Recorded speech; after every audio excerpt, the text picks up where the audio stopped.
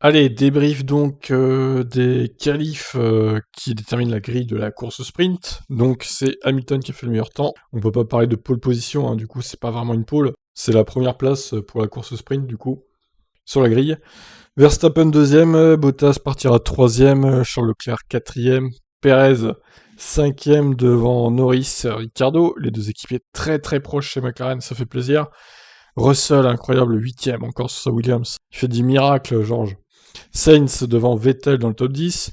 Alonso devant Pierre Gasly, Esteban Ocon 13e. Giovinazzi 14, Stroll 15e. Éliminé dès la Q1, Tsunoda, très très loin de son équipier. Raikkonen, comme d'habitude, devancé par Giovinazzi. Latifi, qui s'est pris quand même près de 6 dixièmes par Russell en Q1, c'est dur. Et Mick Schumacher et Mazepin. Alors on va commencer avec des déclarations audio. Et on commence avec Pierre Gasly, c'est parti. Je mets le son et go. Préféré vous retrouver plus tard dans cette séance de qualification, seulement la deuxième fois de l'année que vous êtes éliminé en Q2. Qu'est-ce qu'il a manqué aujourd'hui? La performance, on a été juste trop lent depuis ce matin. On n'est pas bien. On est lent dans les lignes droites. On n'a pas la voiture dans les virages, elle se comporte pas très bien. Donc je dirais que ça a été la séance d'essai libre la plus dure depuis le début d'année. En qualif, ça a été pareil. J'étais content de mes tours. J'ai réussi à faire des tours vraiment très très propres à l'attaque. Mais aujourd'hui, on n'avait juste pas la performance et c'est décevant. Est-ce que physiquement ça va? Parce qu'on voit que vous avez une sorte de strap dans le cou. J'ai quelques soucis depuis l'Autriche, mais voilà, on fait avec. Ouais, beaucoup de tours en Autriche avec les essais Pirelli. La course sprint, du coup, pour vous, demain, c'est une énorme opportunité de gratter des places? On va essayer. Après, c'est sûr qu'on savait que c'était très important de commencer le week-end de la meilleure des manières, parce qu'on ne peut plus toucher la voiture à partir de maintenant. Donc, c'est quand même pas très bon signe de voir qu'on a autant de mal. Mais dans tous les cas, on va se bagarrer. C'est sûr que c'est différent d'habitude. Donc, je pense qu'il va y avoir des opportunités à saisir demain. Et on va essayer de tout donner. La course sera longue aussi. Donc, il faut clairement remonter et aller chercher des points dimanche. Très bien, Pierre. Je pense qu'il pourra remonter dans les points, mais bon, c'est vrai que faire un très bon résultat en Silverstone, je pense que ça va être compliqué. On verra bien. Allez, on passe directement à Bottas. Ils ont pas Verstappen du coup sur le Facebook de Canal. Est-ce que vous avez joué un rôle pour aider Lewis à aller chercher cette pole position? Oui, quand on a vu la rapidité de Red Bull en qualification, il a fallu réagir en tant qu'équipe. Et en considérant cela, c'est un bon résultat. C'était la qualification, mais demain c'est la qualification en course. Et j'attends ça avec impatience. Oui, je me corrige, ce n'est pas une pole position, mais ça vous met en position pour la qualification sprint. Donc vous avez encore la possibilité de partir en pole pour le Grand Prix dimanche. Oui, on verra comment ça se déroule demain. On est là, prêt à se battre. Vous pouvez nous le confirmer, vous avez vraiment aidé Lewis à décrocher cette... la foule crie si fort derrière. Pouvez-vous nous le redire? Vous avez vraiment joué un rôle d'équipe? Oui, on a essayé d'obtenir le meilleur résultat possible. Ça fait plaisir de revoir des fans en tout cas ici. Ouais, il s'étend pas trop sur le sujet quand même, Bottas. Hein. Alors apparemment, il aurait donné la spi à Hamilton. Bon, je sais pas dans quelle mesure ça l'a aidé Hamilton, combien de temps ça lui a fait gagner. 1 ou 2 dixièmes, je sais pas, c'est difficile à dire. Peut-être qu'on en saura plus dans les déclarations, à voir. Et justement, quand on parle du loup, on passe à Hamilton. Simulateur ce matin à l'usine. Je pense pas qu'avant vous, avant un Grand Prix, un pilote ait déjà fait ça. Oula. Oui, j'ai l'usine jeudi. Mardi, pardon, et j'avais cette matinée ce matin et je me suis dit c'est une perte de temps, donc faisons quelque chose. Et donc on est allé s'entraîner à l'usine, au simulateur. On a essayé d'apporter un maximum d'informations aux gars. On a essayé d'aller chercher la moindre once de performance dans tous les recoins de la voiture et je suis tellement heureux. Parmi toutes vos propositions, ça doit être un sentiment incroyable celle-ci. Oui, parce que ça fait très longtemps que je ne suis pas parti en pôle. C'est pas vraiment une pole, hein, Lewis. Surtout devant votre public. Faut quand même le dire. Mais c'est juste un pas en avant. Il y aura encore demain qui sera extrêmement difficile. et la course dimanche. Mais c'est comme ça qu'il faut aborder ces 2 prochaines journées. Vous serez avec moi? Bien, j'aurais besoin du soutien de chacun. Comment faites-vous les choses que vous réalisez? C'est incroyable, merci. Avec un groupe de gens incroyables autour de moi. Je ne pourrais pas faire tout ça sans eux. J'ai une équipe incroyable. Sans cette équipe, le rêve de l'équipe me permet de réaliser mon rêve. Et rendez-vous pour la course sprint demain. Yes, te rajoute pas trop vite Hamilton, parce qu'il y a quand même Verstappen qui voudra essayer de corriger ce petit malencontreux incident en remportant la course sprint et donc en se lançant en pole demain. Attention, c'est pas fini. On va dire que c'était la partie 1 là, et la course sprint, ce sera vraiment la partie 2 de l'affrontement au qualif, quoi. Alors justement, Verstappen vise encore la pole et la victoire. Nous devons nous concentrer sur nous-mêmes, sur Verstappen. La voiture se comporte bien, mais on a beaucoup de sous-virages, donc je ne pouvais pas attaquer dans les virages. J'attendais que l'avant récupère du grip. Je ne pense pas que c'était lié au réglage ou les longs avant, c'est assez serré donc ça ira. C'est un sentiment étrange car on fait les qualifs à fond au final, ça n'a pas trop de sens, il n'y a pas de pole, c'est bizarre. C'est ça. Verstappen garde espoir pour la qualif sprint demain et pour la course dimanche. Non, la grille sera déterminée par la course de 30 minutes ce samedi, donc à partir de 17h30, on le rappelle. Il vise encore la pole position et la victoire. Nous sommes encore proches donc ça va. Nous avons une bonne voiture, il faut régler les problèmes des qualifs, mais je suis confiant quant au fait que nous puissions faire une bonne course. Eh bien, on a hâte de voir ça. As cherchera à capitaliser sur des abandons demain. C'est la seule possibilité de partir plus haut sur la grille dimanche. Oui, c'est vrai, parce que d'habitude, As, ils sont 19 et 20. S'il y a des crashs, on sait jamais, hein. S'il y a 3 ou 4 accidents, ça ferait qu'ils parteraient 15-16e. Pourquoi pas, du coup. On commence avec Mick, c'était positif dans un sens parce que nous avons fait quelques changements qui nous ont fait du bien, mais évidemment, le rythme que nous avons est malheureusement tout ce que nous avons. Oui, donc un rythme de merde, hein, il faut le dire. Bien sûr, nous aurions pu améliorer ici ou là, mais il n'était pas possible d'aller en Q2. Pourtant, le travail n'était pas encore terminé. Nous allons continuer à pousser, continuer à essayer et à travailler.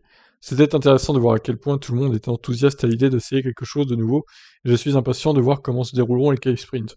C'est une chance pour nous, si certaines voitures ont des problèmes, nous pourrions en profiter. Tant que nous sommes dans la course, nous pourrons partir un peu plus haut que maintenant. Alors on croise les doigts. Mazepin, c'était l'une de nos meilleures performances en qualif en termes d'équilibre. Je pense qu'après avoir eu une deuxième course très frustrante en Autriche, c'était bien d'avoir ce sentiment. Cela ressemble un peu à la Formule 2. J'ai de bons souvenirs de la Formule 2 ici l'année dernière, lorsque j'ai remporté ma première course. Il y a beaucoup de similitudes et je dois dire que j'aime beaucoup cet environnement.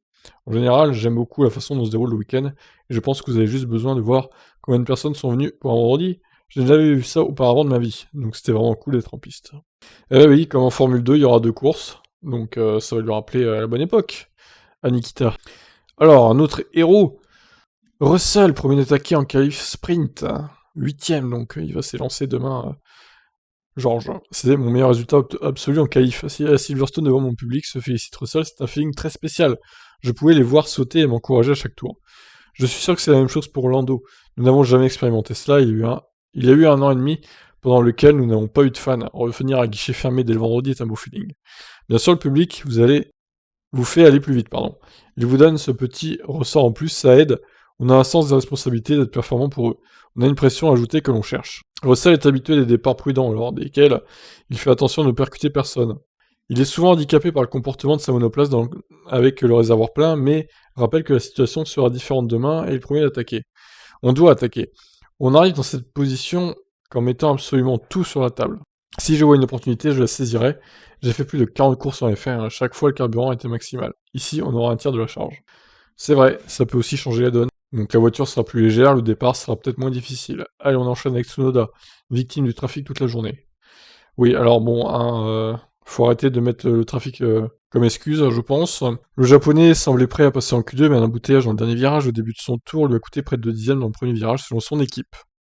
Après les essais libres 1, j'étais à peu près habitué au circuit avec une F1, mais j'avais beaucoup de trafic et je n'ai jamais réussi à faire un tour parfait. Donc, entrer dans les qualifs après une seule séance, ça allait être difficile. C'est dommage d'être stoppé en Q1 aujourd'hui, mais le peloton était vraiment serré à la fin et j'ai encore eu du mal avec le trafic lors de mon dernier tour rapide. Je pense que partir de la 6ème place demain sera difficile, mais je donnerai tout ce que j'ai lors des qualifs sprint et nous verrons ce que je peux faire comme remontée. Alors attention, Tsunoda, s'il est vraiment trop motivé à remonter, il pourrait avoir un accident avec d'autres pilotes aussi. Il est un peu fougueux, notre ami Yuki. Alors, Alpine, Alonso ne passe pas en Q3, Ocon de retour dans le bon rythme. Toujours des intros à rallonge chez Alpine. On commence avec Ocon. Dans l'ensemble, je suis satisfait de cette journée, même si le résultat est légèrement décevant, je suis heureux de voir que nous sommes de retour dans le rythme et que nous avons tiré le maximum de la voiture. Merci à tout le monde, Enstone, Viri en piste pour leur travail acharné ces derniers jours. Les qualifs se sont bien déroulés jusqu'à notre ultime tentative marquée par un tour de sortie compliqué. C'est dommage comme nous étions assez rapides pour entrer en Q3, mais tout reste à faire demain en qualif sprint. Alonso, journée piégeuse, mais je pense que nous en avions un peu plus dans la voiture pour entrer en Q3. Ouais, tout le monde va dire qu'il pouvait rentrer en Q3 au final, mais bon, voilà, on va pas refaire la qualif. Le trafic était assez difficile à gérer et les tours de sortie en Q2 étaient un peu compliqués. C'est dommage d'être éliminé avant la Q3, mais le format est inédit ce week-end. Nous aurons une nouvelle occasion de gagner des places sur la grille avant la course dimanche. Voyons ce que nous pouvons apprendre et améliorer d'ici demain. L'atmosphère était incroyable aujourd'hui et j'avais vraiment l'impression que nous étions en course. Donc j'espère que les fans ont apprécié le spectacle. En tout cas, via l'écran, c'était pas mal. Alors en vrai, ça devait être encore mieux du coup. Giovinazzi, en Q2 mais pas Raikkonen. La routine pour Alfa Romeo, c'est un peu ça, ouais. Alors, journée assez particulière, mais c'était amusant de n'avoir qu'une heure d'entraînement et de passer direct au qualif. Note Giovinazzi. Encore une fois, nous étions assez forts pour entrer en Q2, mais c'était à peu près tout ce que nous pouvions faire. Nous étions un peu trop loin de la Q3 aujourd'hui. Désormais, Giovinazzi va devoir effectuer une course sprint demain et la course dimanche. Voyons comment ça se passe demain. Le sprint sera important pour dimanche et nous l'abordons avec une stratégie simple. Nous voulons gagner des positions au premier tour, mais essayer de ne pas trop prendre de risques. Progresser après le départ ne sera pas facile sans un stand, mais nous pouvons toujours gagner du terrain dans les premiers tours. Raikkonen de son côté a été éliminé en Q1 pour la 4e fois consécutive et pour la 6e fois cette saison. Nous espérions mieux, donc être éliminé en Q1 n'est pas génial. Il n'y avait rien de particulièrement mauvais dans le tour, mais je ne pouvais juste pas faire mieux. Maintenant, nous allons nous concentrer sur la course sprint. C'est un nouveau format. Voyons ce que nous pouvons en tirer. Nous devons faire de notre mieux et gagner quelques places, comme nous l'avons fait lors des courses précédentes, pour nous donner une meilleure chance dimanche. Alors, vu qu'il est un peu meilleur en course, Raikkonen, peut-être qu'il peut essayer de remonter un peu pendant la course sprint, même s'il y aura que 17 tours. Bon, on verra, peut-être qu'il peut s'en sortir un peu mieux que d'habitude, du coup, grâce à ça. Alors, Aston Martin en dessous de son potentiel en qualif, Vettel plus heureux en Q2, problème de réglage pour Stroll. Alors Vettel a limité la casse chez Aston, par contre Stroll, effectivement, il s'est un peu mélangé dans ses réglages, et je crains que ça soit déjà mort pour lui le week-end. Hein. J'aurais aimé terminer la Q3 plus haut parce que la voiture a semblé compétitive et le rythme est venu assez facilement aujourd'hui. Dans l'ensemble, c'était une séance décente, j'étais content de mon meilleur tour en Q2, mais en Q3, j'ai eu du mal à trouver plus de la voiture. Donc je pense que nous aurions pu être quelques places plus haut. C'est génial de voir tout le public ici aujourd'hui, et je pense que le nouveau format a rendu le vendredi plus intéressant pour les fans. Oui, carrément. Même les essais 1, tout à l'heure, il y avait beaucoup de monde en piste, ils ont enchaîné les tours et tout, c'était pas mal. La 15e place n'est pas la façon dont nous voulions commencer notre événement à domicile, mais il y a une opportunité d'améliorer demain grâce au format des qualifications sprint. C'est un défi de n'avoir qu'une seule séance d'essai aujourd'hui, mais moi j'aime bien, quand il n'y a qu'une seule séance. Il y aura une séance 2 demain à 13h, mais elle servira à rien. Je pense qu'il n'y a pas grand monde qui va vraiment rouler à mort. Il y aura évidemment des tours, hein, je dis pas le contraire, mais il y aura beaucoup moins d'activité qu'aux essais, je pense. On verra bien. C'est pareil pour tout le monde. Je pense que nous aurions pu trouver encore quelques progrès, même si ce n'était pas assez pour une Q3.